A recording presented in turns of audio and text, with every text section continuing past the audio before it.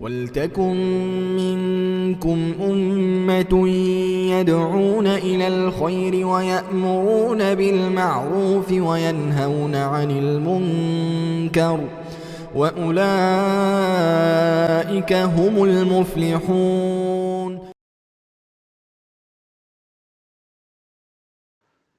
Aleykümselam ve rahmetullahi ve berekatuhu.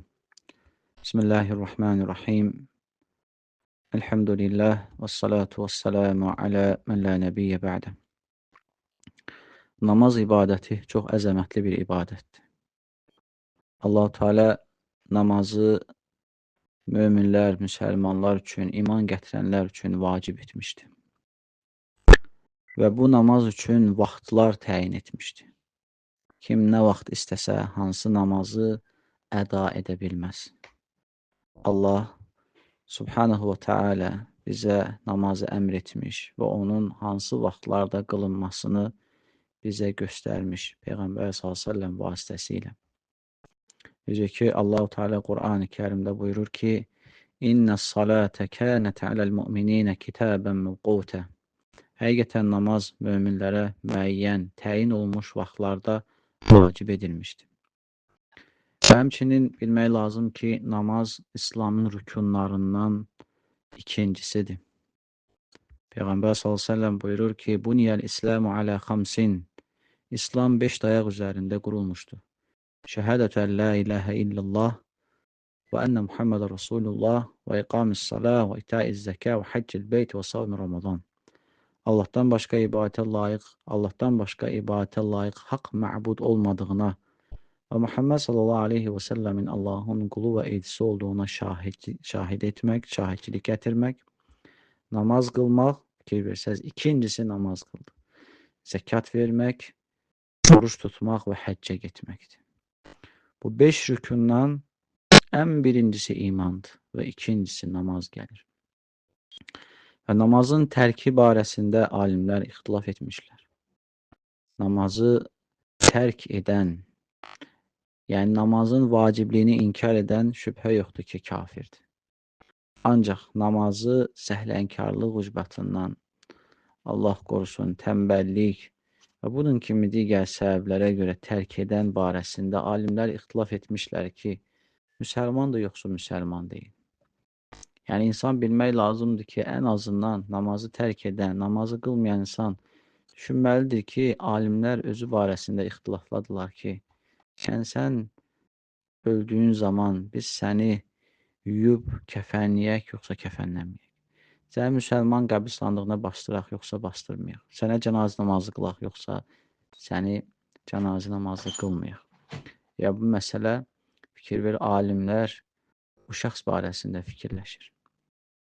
Yəni, alimlər arasında ixtilaf var, müsəlmandır, yoxsa müsəlmandır. Ən azından bir insan düşünməlidir ki, bu ümmətin alimləri mənim barəmdə, mənim haqqımda, mənə verilən hökm barəsində düşünürlər. Ona görə insan bunu düşünməli və Allaha olan ibadətinə davam etməli, əgər yoxsa bunu bərpa etməlidir.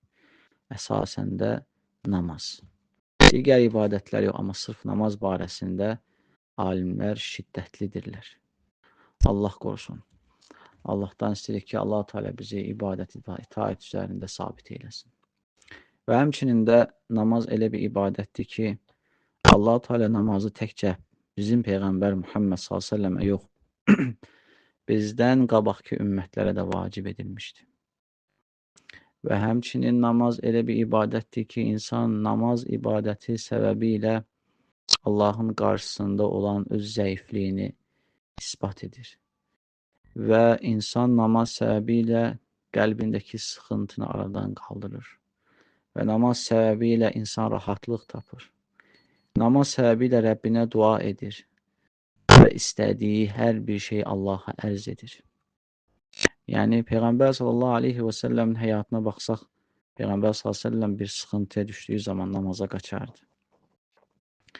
Bir sıxıntıya düşdüyü zaman namaza qaçardı və beləcə də qəlbi rahatlayardı. Və həmçinin namaz insanın günahlarının silinməsi, təmizlənməsi üçün bir vasitədir. Necə ki, hədisdə bir məna olaraq gəlir ki, sizlərdən biri öz qapısı ağzından çay axar və gündə 5 dəfə burada yuyunarsa, onda kirdən bir əsər qalarmı? Sahabələr deyir ki, xeyr ya Rasulullah. Beləcə namaz da belədir. Əgər insan gündə 5 dəfə namaz qılarsa, onun günahları təmizlənər. Və bu hədis də həmçinin insanın günahlarının təmizlənməsinə səbəb və həmçinin də gün ərzində namazın 5 dəfə olmasının sübutudur, dəlilidir. Ona görə namaz çox mühüm bir ibadətdir. İnsanlar bunun barəsində qafildirlər. İnsanlar buna düzgün yanaşmırlar. Xoşbəxtçiliyi başqa yerdə axtarırlar. Əsl xoşbəxtçilik namazdadır. Fikir versəz, insan bir vəzifəli şəxslə görüşmək istədiyi zaman nə qədər əziyyət çəkir. Randevu alır, gözləyir və saat yazılır, nə qədər məsafə qət edir, ora gedir. Və onunla görüşdüyü zaman da öz qəlbində, içində olduğu şeyləri bəzən ona deməyə bacarmır, çəkinir, utanır. Bəzən onun yanında başqası olur, mühafizəçi olaraq və istədiyi şeyləri tam olaraq ifadə edə bacarmır. Və yaxud da ki, ona qulaq asan həmən ki, vəzifə sahibi ona qulaq asmaq istəmir. Danışdığı zaman üzünü çevirir və baxırsan ki, insan, yəni yer üzündə olan müəyyən vəzifə sahibləri, onun ehtiyacını ödəyə biləcək insanların qarşısında getdiyi zaman, yəni özünü rəzil bir hala salır. Onun qarşısında özünü əzir, büzür və ondan hər hansı bir şey gözləyir, dünyalıq bir şey. Fikir ver, yəni insan Rəbbinin qarşısında bu şəkildə əzilərsə, Rəbbinin qarşısında bu şəkildə qırılaraq, qəlbi qırıq şəkildə Rəbbinə dönərsə, Allah Teala onun hər bir duasını qəbul edər Allahın izni ilə. Yəni insan, fikir versəz, o yer üzündəki müəyyən vəzifə sahibi ilə insan danışdığı zaman sıxılır və vaxt istəyir və nə qədər problemlər olur. Ancaq insan, subhanallah, namaza durduğu zaman məliklərin məlikinin qarşısında durur. Bütün istədiyini birbaşa heç bir vasitə olmadan ona danışır. Ondan istəyir. Subhanallah, qəlbində nə varsa hamısını açır, tökür. Çünki onunla Rəbbi arasında heç kim daxil ola bilmir. Heç kim bunu eşitmir. Səcdəyə gedir və nə qədər problem varsa özündə, ailəsində, evladında, xəstəliyində, durumunda, maddiyyatında, borcunda və nə qədər problemlər varsa, kiminsə olan xüsumətində, qonşular, qohumluq əlaqələrində olan problemlər, hər bir şey Rəbbinə ərz edir. Yəni, subhanallah, insanlar elədirlər ki, insanlardan bir şey istədiyin zaman insanlar səni sevməzlər. Ancaq yerin göyün sahibi olan Allahdan bir şey istədiyin zaman Allah sevinər. Yəni qulla Rəbbin fərqi budur.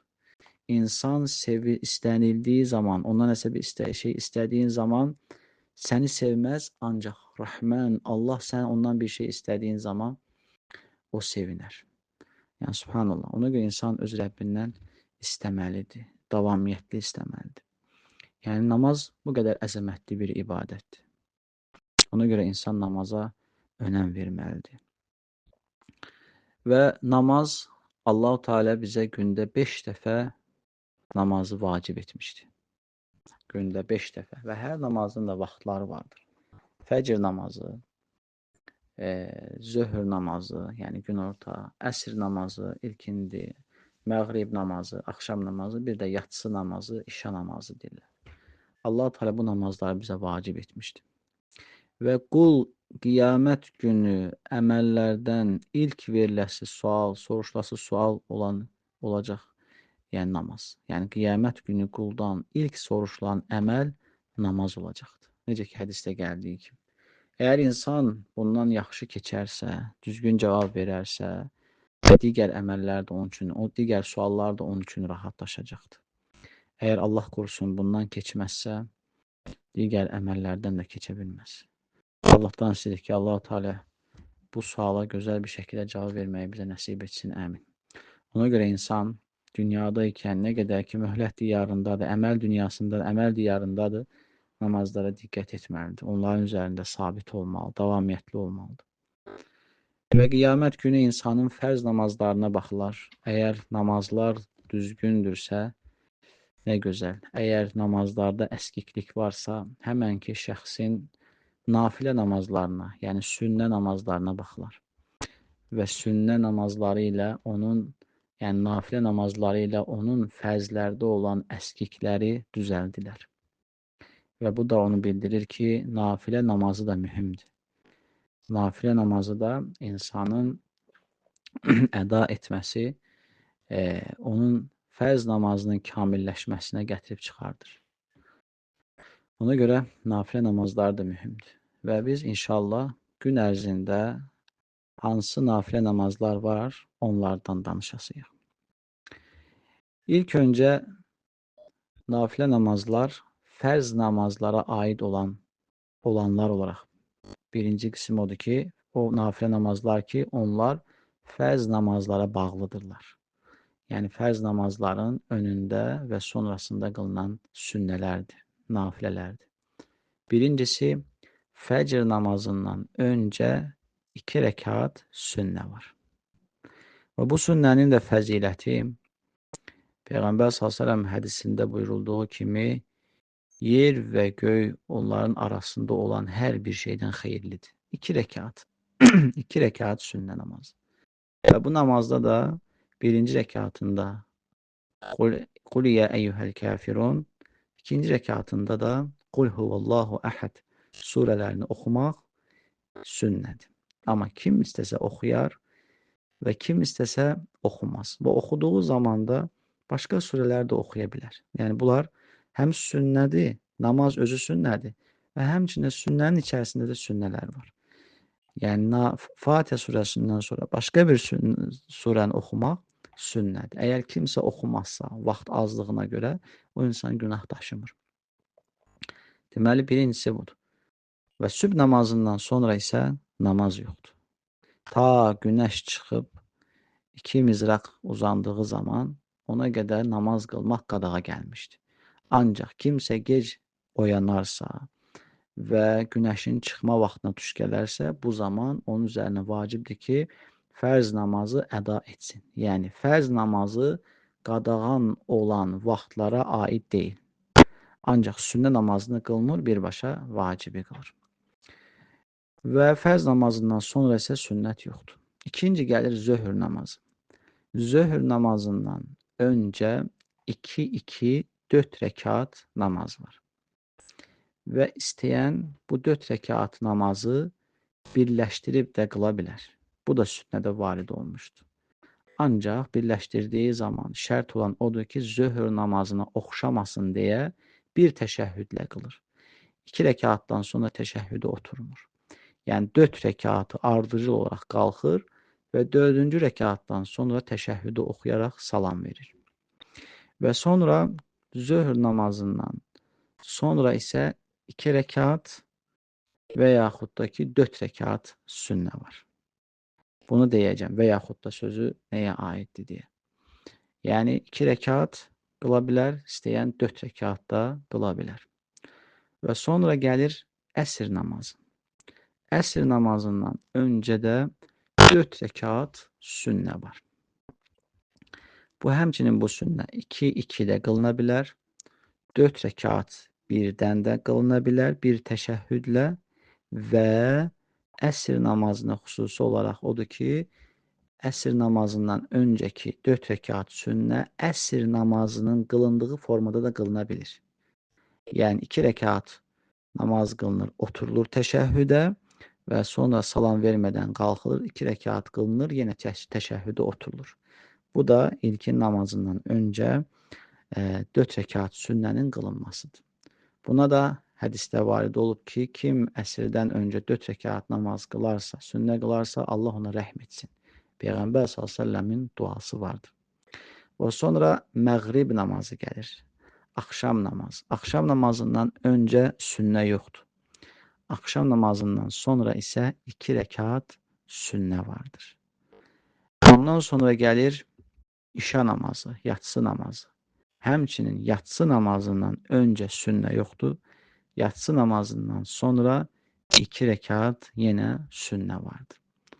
Fikir versəz, hədisdə varid olur ki, kim, məsələn, sayıram, fəcr namazından sonra 2 rəkat və günorta namazından sonra günorta namazından öncə 4 rəkat və sonra 2 rəkat. Neçə oldu? 8 rəkat.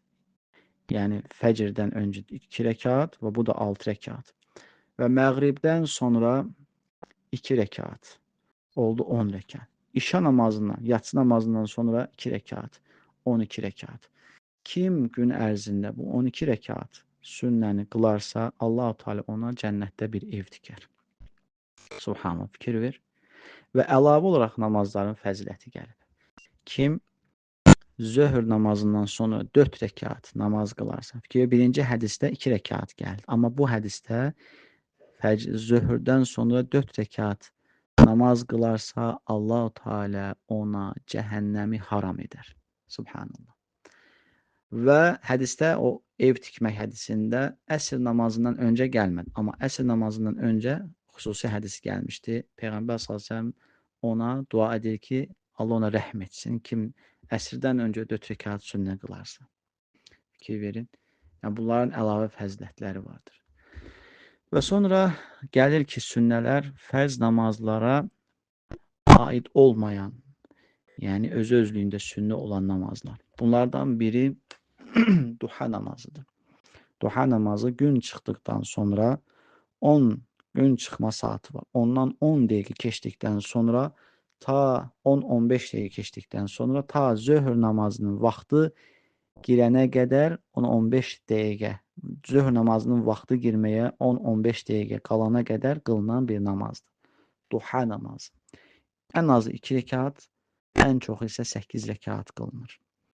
Və bunu qılan üçün də fəzilət odur ki, insanın gündəlik əzalarının sədəqəsi verilir.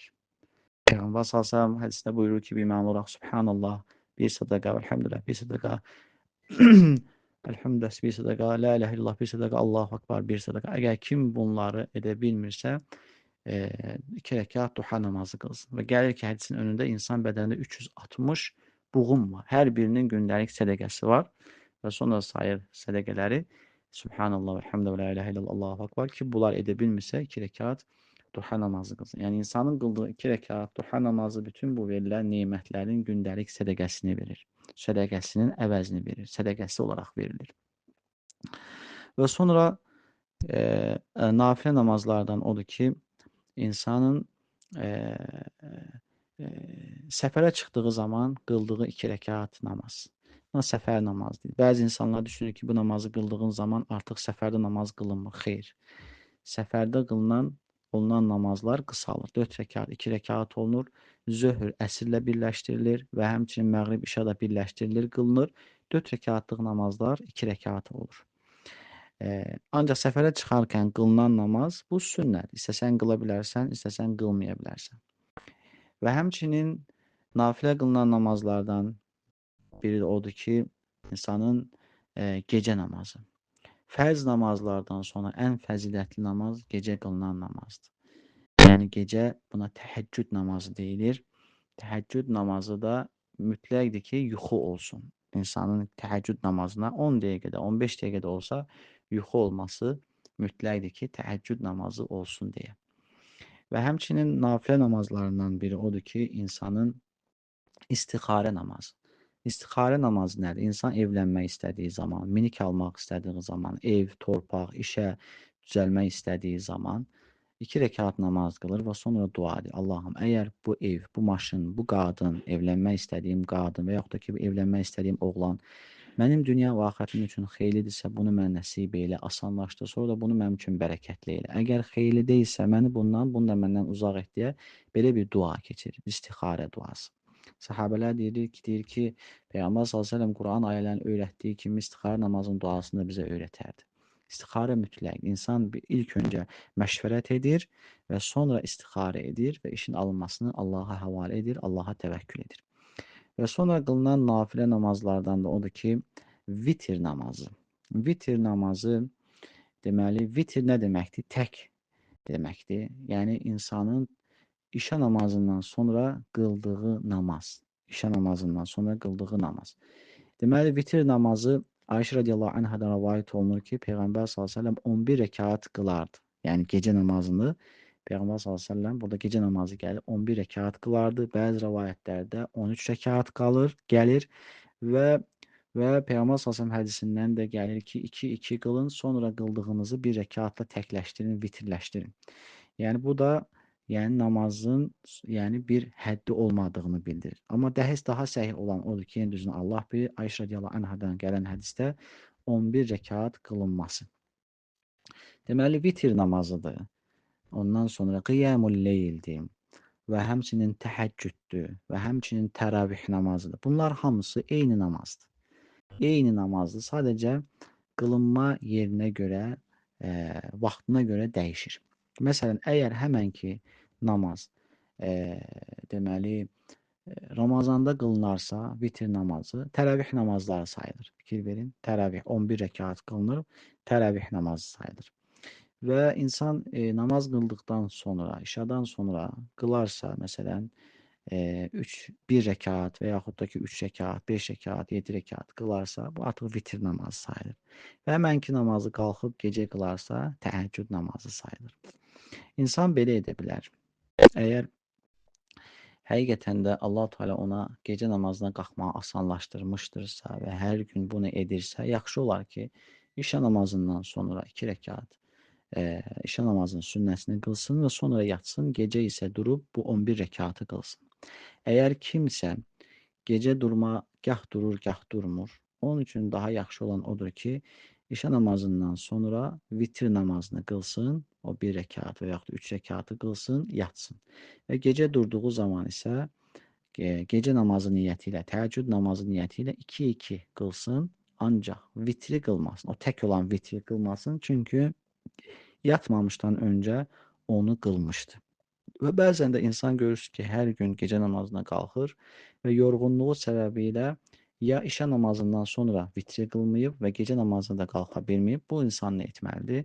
Səhər olduğu zaman, duha namazının vaxtında əgər vitri yəni gecə namazını neçə rəkat qılırdısa, əgər 1 rəkat qılırdısa, səhər duha namazının vaxtında o 1 rəkatı edir 2 rəkat olaraq vitrin qəzasını edir. Və 3 rəkat qılırdısa, 1 rəkat da əlavə edir, cütləşdirir 4 rəkat qılır. Əgər 5 rəkat qılan idisə, cütləşdirir edir 6 rəkat vitir namazının qəzasını edir. Yaxşı, vitir namazı vacibdir, yoxsa vacib deyil? Bəzi məzhəbdə vacib olaraq gəlir. Hənəfi məzhəbində vacibdir. Amma səhih olan odur ki, vitir namazı vacib deyil. Dəlil nədir? Dəlil odur ki, Peyğəmbər s.ə.v səfərdə olduğu zaman vacib namazları, fərz namazları gəldiyi zaman miniyindən düşərdi və Kəbəyə yönələrək fərz namazını ayaq üstə əda edərdi. Ancaq vitir namazını isə minik üzərində hansı istiqamətə gedirsə, oturaraq o namazı əda edərdi. Əgər vitr namazı vacib namazlardan olsaydı, Peyğəmbər s.ə.v onu vacib namazları qıldığı kimi, yəni yerə düşərək miniyindən Kəbəyə çevrilərək əda edərdi. Və bu da vitr namazının vacib namaz olmamasının dəlilidir, sübutudur.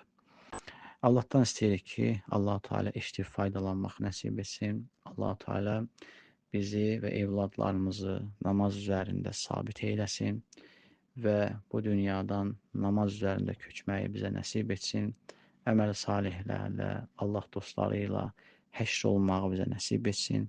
Peyğəmbər məşhər meydanında, Peyğəmbər s.ə.v-in havuzunda, havuzu ətrafında toplaşanlardan, oradan su içənlərdən etsin və sırat üzərində sürətli keçənlərdən, tərəzidə ağır gələnlərdən və sorğu-sualsız Firdovs cənnətinə daxil olanlardan etsin və bizi Peyğəmbər s.ə.v və onun səhabələri ilə Kəvsər hovuzunun başında toplaşanlardan etsin və bizi Rəbbinin üzünü görərək sevinənlərdən etsin. Çünki Allah Teala Qur'an-ı Kərimdə buyurur ki, "Ləhum mə yeşəun fīhə və lədeynə məzid." Orada cənnətdə onlara istədikləri hər bir şey vardır. Və lədeynə məzid və biz bunu artırarıq. Və təfsirdə gəlir ki, Allahın cəmalının görünməsidir. Və cənnət əhlinə verilən ən böyük nemət öz Rəblərini görməsidir. Onunla rahatlıq tapmasıdır. Yəni subhanallah, Allahdan istəyirik ki, Allah-u Teala bizi bu nemətə çatmağa müvəffəq etsin, nəsib etsin. Amin. Əssalamu aleykum və rahmetullahi və bərəkatuhu.